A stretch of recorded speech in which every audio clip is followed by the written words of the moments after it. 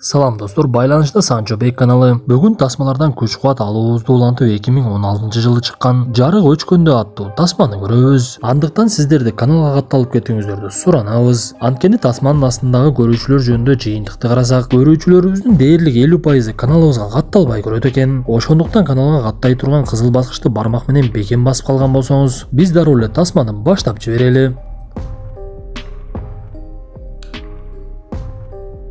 Түн бир убакта Дордойдогу кийим саткан ишканалардын биринде Пол деген киши баласы менен видео тасма аркылуу сүйлөшүп жаткан эле. Анда баласы атасына үйгө эртерээк келбесеңиз болбой калды окшойт. Апамдын ооруп жатканын билесиз. Азыр эми ал өзү менен өзү сүйлөшүп жатат. Мен бир аз корккондой болуп жатам десе, атасы буйруса 1 саатта барып калам деп айтты. Бир кезде анын жардамчысы Эстер келип мен кете берейинби десе, Пол макулдугун берип, эшиктердин бардыгын жаап, жарыктарды өчүрүп кой деген буйругун берет. Анда Эстер ишин кылып жүрсө эле анын жанында бирөө жүргөндөй боло берип, бир кезде жарыкты өчүрсө бир кыздын көлөкөсү көрүнүп кетет. Эстер чуркап барып Полго бардык нерсени айтып берсе, Пол ал нерсеге башын деле уруткан жок. Ал жардамчысына сен чарчап калдың окшойт, үйүңө бара бер деп өзү дагы кетип жаткан кезде анын алдынан дагы жанагы кыздын көлөкөсү чыга келди. Бирок Пол ошондо дагы ишенбей, бирок жанагы көлөкө жакындап калганда качып жөнөп, бир жерден жыгылып түшүп бутунун аймалганын дагы көрөт. Ошондо Пол кыздын көлөкөсү жарыкка чыга албагандыгын түшүнүп, алыс эмес жердеги бөлмөгө чуркап барат дагы жарыкты жандырып эле колуна союл алып алды. Бир кезде имараттын ичиндеги жарык өчүп жада калса, Пол турган бөлмөнүн дагы жарыгы өчүп калып, ал жаап койгон эшик ачылып эле Полду бир нерсе караңгы жакка көтөрүп кетет. Биз мындан соң Бекки деген кызды жигити менен көрөбүз. Алар ишин бүтүп гусулун алганга да жетишип калган экен. Анда жигити Беккиге дагы бир түнгө калып кетейин десе, Бекки такыр эле макул болбой, мени көп эле алагыста бербе, мен эртең ишке барышым керек деп эле жигитин узатып жиберди. Беккинин үйүндө ал иниси Мартин менен түшкөн сүрөтү бар эле. Бул жанагы өлүп калган Полдун баласы болчу. Көрсө Пол Беккинин өгөй атасы болуп, иниси Мартиндин атасы экен. Бөлмөсүндө жаткан Мартин дагы деле апасынын бирөө менен сүйлөшүп жатканын угуп, сыртка чыгып эле эмне болгонун түшүнбөй апасын издей баштайт. Апасына барса, ал эки жакка басып эле караңгы жерде бир нерсе менен сүйлөшүп жаткан болот. Ал баласын көрүп эле биз сени ойготуп жибердикпи десе, баласы такыр эле жүрөгү түшүп, эмне болгонун такыр эле түшүнбөй турса, апасы бар балам жаткын деп эле аны бөлмөсүнө узатып жиберсе, жанагы караңгы жерден биз буга чейин көргөн кыздын көлөкөсү чыга баштайт. Анда жүрөгү түшкөн Мартин бөлмөсүнө барып эле кайрадан жатып алды. Эртеси мектепте сабак бүткөн учурда аны алып кеткенге эч ким келбей, мектептегилер апасына коңгуроо кылса, ал албагандыктан эжеси Беккини чакырыптыр. Бекки жигити менен ал жерге келсе, мугалимдердин бири анан сурак ала баштайт. Көрсө Мартин акыркы күндөрү өзүн жакшы алып жүрбөй, анан да сабак учурунда көп уктай турган адат таап алыптыр. Анда Бекки Мартинге жолукса, Мартин Беккиден сен дагы ушул нерсе үчүн үйдөн кетип калгансыңбы деп сураса, Бекки Мартинге толук деле жооп бербей коет. Көрсө Беккинин апасы мурдатан эле өзүн ушундай кызыктай алып жүрүп, дарыгерлер жазып берген дарысын ичпей койсо, өзүн ушинтип башкача алып жүрүп калат экен. Анда Бекки Мартинди биринчи үйүнө алып барып, апам өзү бирөө менен сүйлөшүп жатабы деп сураса, ооба ага Диана деген бирөө келет десе, Бекки бир нерсени эстеп кетти деп айтып аябай эле башкача болуп кетет. Ошентип алар апасы Софиге жолугуп, Беккинин апасы менен мамилеси жаман экенин көрөбүз. Анткени ал дагы кичинекей кезинде Софи ушундай бир жиндидей кылыктарды кылып, атасы кетип калгандан кийин Беккинин балалык чагы өтө деле жакшы өтпөптүр. Анда Мартин эжеси менен кетем деп эле кийимдерин салыштырып жаткан. Бир убакта эшик кыйчылдаганын угуп, анын жанына келсе, жанагы көлөкө келет дагы эшикти жаап салат.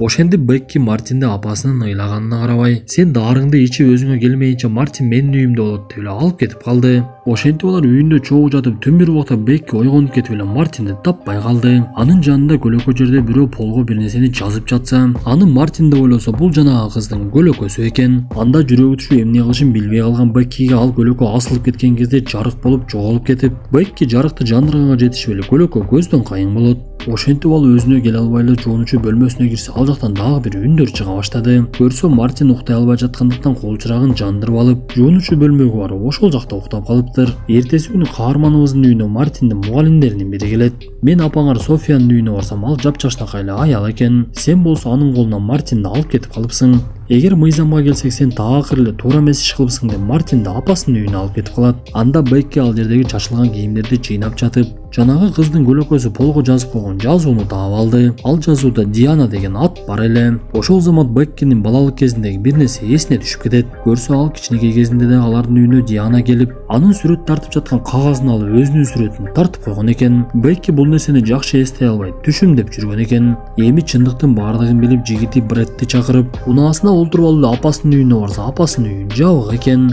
Анда Бекки ачкычты бекитип койгон жеринен таап эле ичкери кирип барышты. Ал үйдө жарыктардын баардыгы өчүрүлүп, кээ бир бөлмөдөгү жарыктардын зымдары такыр эле үзүлгөнүн көрөт. Анан да бөлмөлөрдүн биринде жерде төшөк салынып туруптур. Демек бул жерде София менен Мартинден башка дагы бирөө жашаганы билинди. Анда Бекки бөлмөдөгү эски кагаздарды алып алып текшере баштайт. Ал жерде дарыгерлердин биринин үн жазуулары бар экен. 1984-жылы жиндиканада Диана деген териси оорулуу кыз Софи деген кыз менен дос болуп, бирок ага анча-мынча зыян келтирчү экен. Көрсө Диана жарыкка жакшы чыга албай, жарыкты көрсө денеси күйүп ар дайым көлөкөдө жүрчү экен. Дарыгерлер болсо аны отургучка байлап алып жарык менен даарылайбыз деп жатып, өтө көп жарык бергендиктен Диана ордунан күйүп эле жок болуп кетиптир. Бир кезде сырттан тарактаган үндөр болгондо Бекки сыртка чыгып өзүнүн мурдагы жашаган бөлмөсүнө кирип, Диана тарткан сүрөттү таап алып карап жатса эле эшик жабылып калат. Анда бөлмө караңгылыкка чөмүлүп, бир кезде эле "Силер менден кутула албайсыңар" деген сөздөр чыгып эле аны бирөө чачынан тарткылап эле өйдө көтөрө баштады. Анда Бред келип эшикти ачса, жарык болуп, Диана жок болуп кетип, жүрөгү түшкөн Бекки жанагы кагаздар салынган кутучаны көтөрүп алып эле качып кетип калат.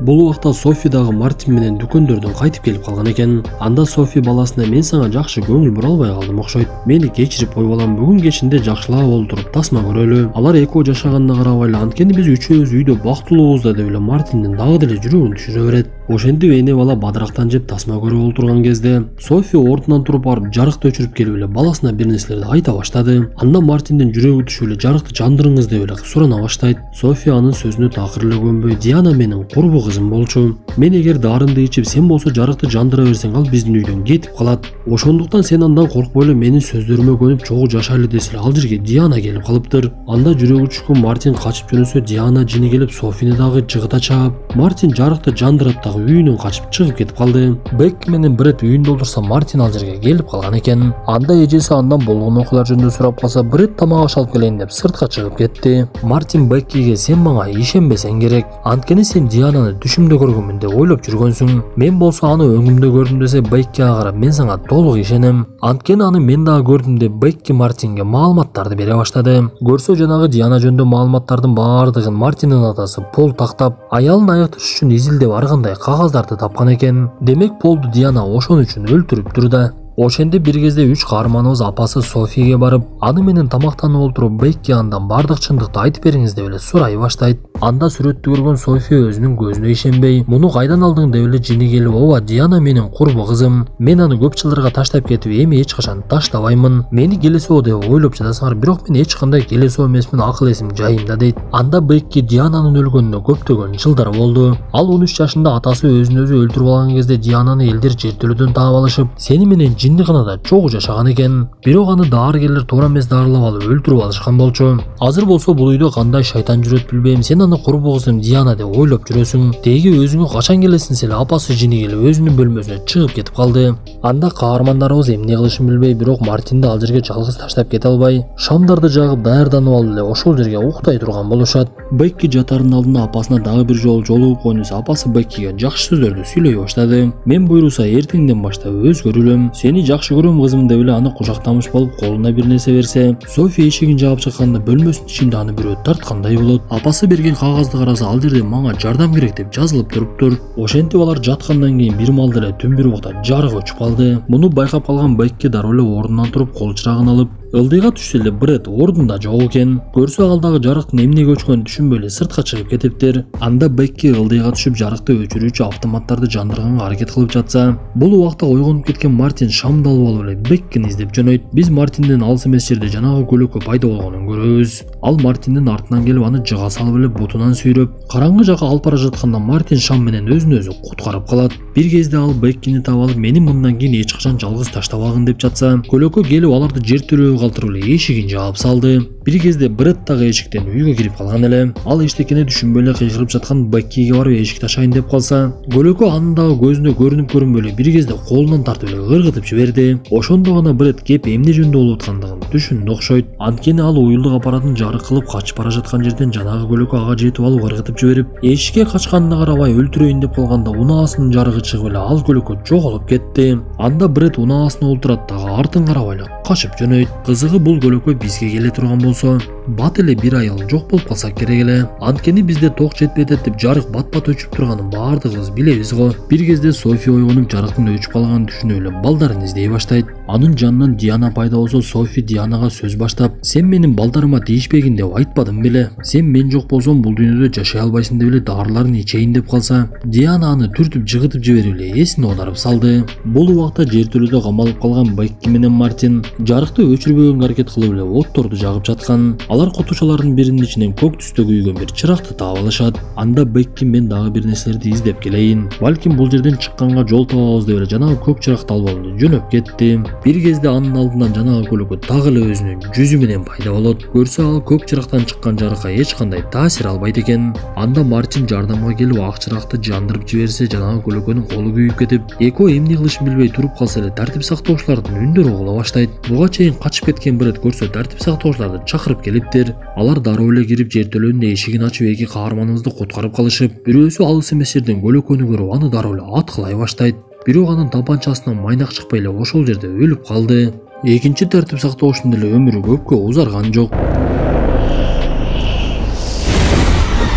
Бред келип калса, Бекки Мартинди ага берет дагы "Мен апамды куткарып чыгайын" деп эле өйдө жөнөп кетти. Ал бөлмөлөрдүн бирине жакындап калса, ал жактан көлөкөнүн колу чыккан кезде Бекки анын колун кымчып эле күйгүзгөнгө аракет кылып жатты. Бирок ал шайтан аябай эле күчтүү экен. Аны экинчи кабаттан биринчи кабатка ыргытып жиберип эле өлтүрөйүн деп калган кезде, Софи анын жанына келип "Менин балдарыма тийбе деп айттым эле го. Эми мен сени жок кылам" деп эле тапанча менен атып кирсе, Диана "Мага бул нерседен эч кандай зыян келтире албайсың" деп айтат. Анда Софи "Мен бул нерсени жакшы билем. Мен жок болсом сен дагы жок болосуң" деп эле өзүн өзү өлтүрүп алган кезде, Диана ага жете албай эле ошол жерде күйүп чок болуп жоголуп кетти. Ошентип 3 каарманыбыз тирүү калып, бул тасма дагы аягына чыгат. Мен ушундай тасмаларды көргөндө эле, эгер баш каарманда Джеки Чан ойногондо бул шайтан менен мушташа кетип бат эле жок кылып койсо керек деген ойлор келе берет. Андыктан сиздерге дагы кандай ойлор келгенин комментарийге жазып, кийинки тасмадан көрүшкөнчө ден соолукту бекем караңыздар.